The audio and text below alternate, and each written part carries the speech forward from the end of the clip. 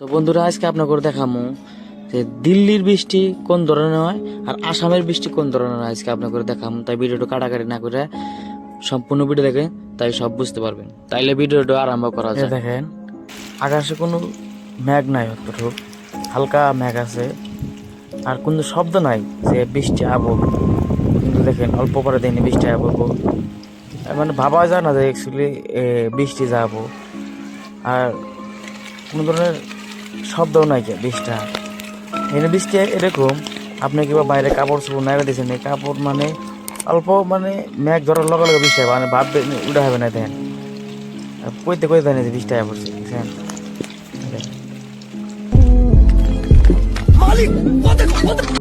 আমরা যদি আসামেরই দেখি দেন বলেন আকাশে মেঘ দেখে ছিল ভিতরে ভাবো না বৃষ্টি, আর মনে মতো কোন ডাউটা না যে না বৃষ্টি আবো না বলে।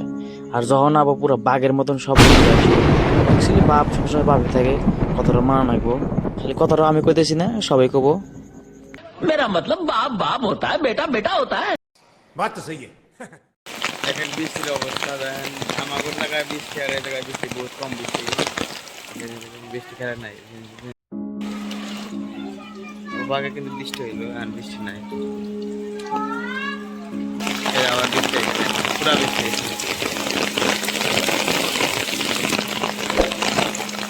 আমাদের ওকে জায়গায় বৃষ্টি আলি পুরা একদম শব্দ হয়, গুরু শব্দ ওটা, কিন্তু এই জায়গায় পুরা বৃষ্টি হইতেছে কিন্তু একটা মানে শব্দ দেখে আর এখন ছাদা যাবো, ছাদা আপনি বলতে এই জায়গায় আমি একটা বস্তু লক্ষ্য করছি, তুফান না, যে তুফান থাকতো এই একদিনে সব বিল্ডিং ভেঙে পড়তো। কারণ এই বিল্ডিং গুলো খালি ইট দিয়ে বানাতে দিছে, এর মধ্যে কোনো ধরনের রড নাই, কে সিমেন্টও খুব কম দেয় কাম করে, এরা পুরানো পদ্ধতিতে কাম করে খালি। क्या कर रहे हो? नहा रहा हूँ। नहा रहे हो? पानी कहाँ है? यो रहा पानी। अभी नहा रहे हो? हाँ? आराम से नहा रहे हो?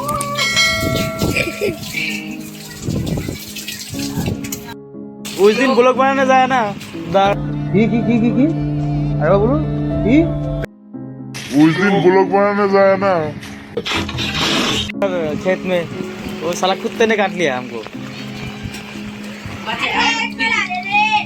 তো পড়াশোনার বিরোধ কেমন করে ভাই, মানে যোগ্য দেহ। তো আজকে আমি আপনার এই বৃষ্টির ফাঁকে এই ফাঁকে একটু মানে যোগ্যটা দেখা দেই। দেখেন যে এটাই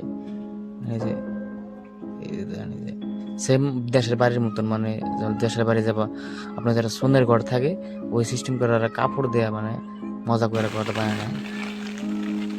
ভিডিওটা কেমন লাগলো কমেন্ট করে কোন, আর সাবস্ক্রাইব যদি করেন এখনই করে দেন, মানে সবার আগে আমার ভিডিও পাওয়ার জন্য।